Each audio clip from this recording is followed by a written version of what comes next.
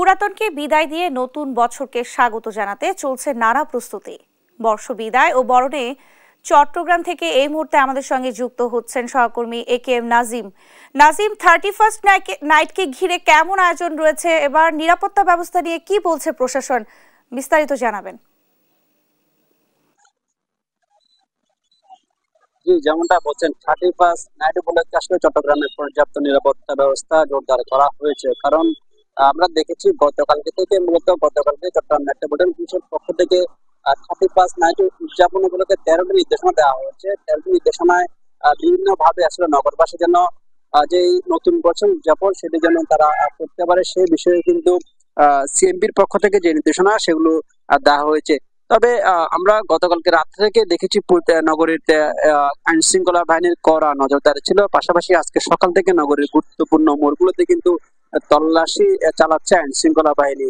কারণ আইন শৃঙ্খলা বাহিনীর পক্ষ থেকে বলা হচ্ছে কোন ধরনের অপ্রীতিকর পরিস্থিতি এড়াতে কিন্তু তাদের এই কঠোর নির্দেশনা। পাশাপাশি গতকালকে সিএমপির পক্ষ থেকে যে 13টি নির্দেশনা দেওয়া হয়েছে সেই 13টি নির্দেশনায় ছিল উন্মুক্ত স্থানে কোন ধরনের পার্টি বা সমাবেশ না করা, কোনো এবং বিভিন্ন ভবনের ছাদে কোন ধরনের আয়োজন না থাকা এবং বিভিন্ন বাসা বাড়িতে জন্য আয়োজন সীমিত করা।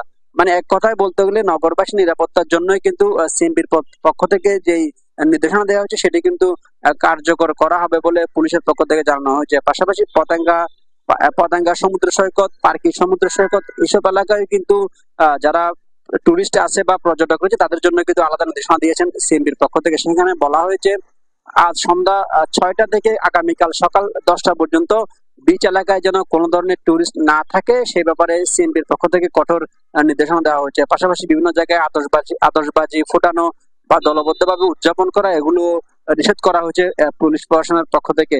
এবং অন্যান্য যেগুলো রেস্তোরাঁ হোটেল রয়েছে সেগুলোতে কিন্তু আলাদা নজরদারি বাড়ানো হয়েছে পুলিশের পক্ষ থেকে। তবে সকাল থেকে আমরা দেখেছি নগরীর প্রতিটি মোড়ে মোড়ে পুলিশ বিভাগের পক্ষ থেকে আইন শৃঙ্খলা বাহিনীর সদস্যরা কিন্তু বিভিন্ন ধরনের তল্লাশি বা তার নিরাপত্তার জন্য যেসব প্রয়োজনীয় কাজ করা দরকার সেগুলো তারা করছেন।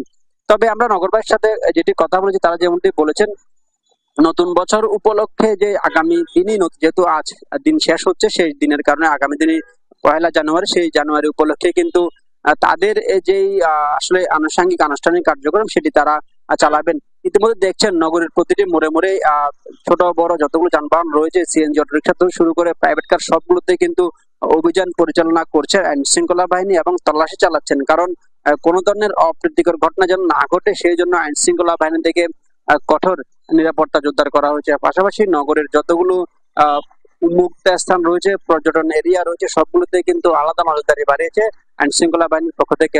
কারণ 31st নাইট উপলক্ষে কিন্তু কোন ধরনের অপ্রীতিকর ঘটনা যেন না ঘটে সেই জন্য কিন্তু আইন শৃঙ্খলা বাহিনীর এই প্রস্তুতি।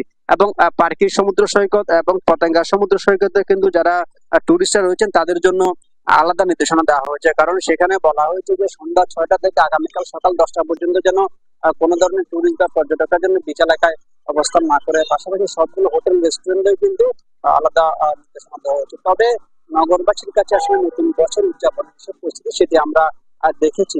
তো 31st নাইট উপলক্ষে চট্টগ্রাম থেকে এই ছিল আমার কাছে সর্বশেষ।